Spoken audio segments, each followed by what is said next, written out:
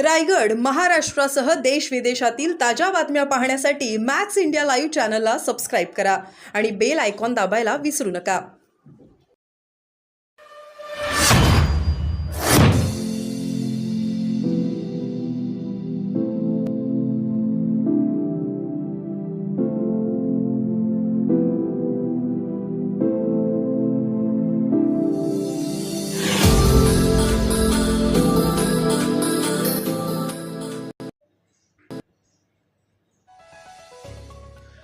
रायगडचा विकास करणं हे कुठल्या ऐऱ्या गैरा नतू खायऱ्याचं काम नाही.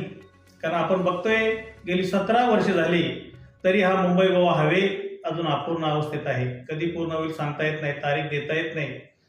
बंधूंनो, आपण बघतोय रायगडमधली चांदोशी असेल, आंबिवली असेल, पोतेरी असेल, अशी अनेक धरणं आहेत की 20-20 वर्ष झाली तरी ती अपूर्ण अर्धवट अवस्थेत आहेत. तर आपण त्यासाठी कुमुदिनी चव्हाण या मराठा समाजातील आहेत म्हणून मी त्यांना बोलत नाही की त्यांचे उच्च शिक्षित ते बघतोय.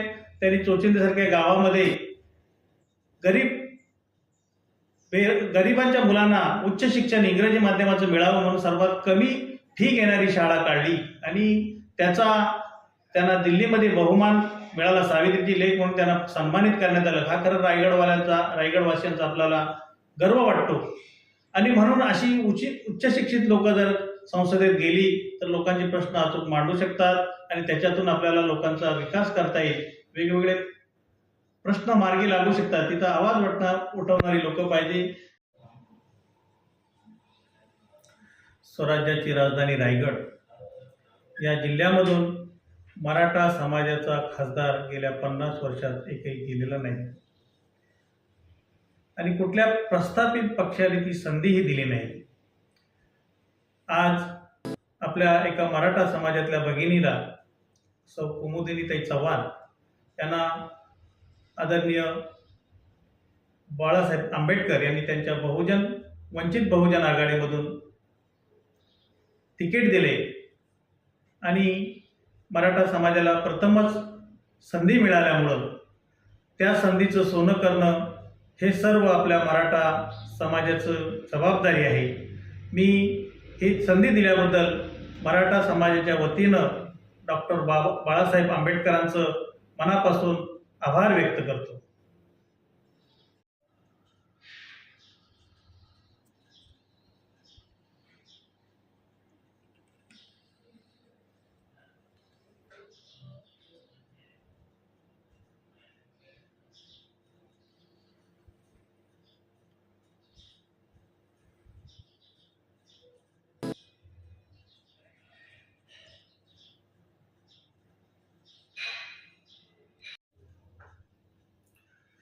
मराठा समाजाच्या सर्व माता बंधू आणि भगिनींना जय जिजाऊ, जय शिवराय. मी संदीप बाबाजी सकपाळ, मराठा महासंघ रयतेचा महाराष्ट्र राज्य अध्यक्ष. राज्याची राजधानी रायगड च्या पायथ्याला असलेलं पाचाड या ठिकाणी मासाहेब जिजाऊंचा वाडा आहे.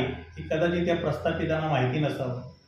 मी गेल्या 12 जानेवारीला आत्ताच्या उमेदवार कुमुदिनीताई चव्हाण आणि मी गेलो तर एवढा मोठा टाळा लावलेला होता. तो टाळा तोडून कुमुदिनीताईंनी तोडला सुरुवातीला, नंतर राहिलेला कार्यक्रम मी केला आणि आम्ही आतमध्ये जाऊन जयंती साजरी केली. आणि अशा या जिजाऊच्या लेकीला आपण दिल्लीवर पाठवलं पाहिजे असं मला वाटते.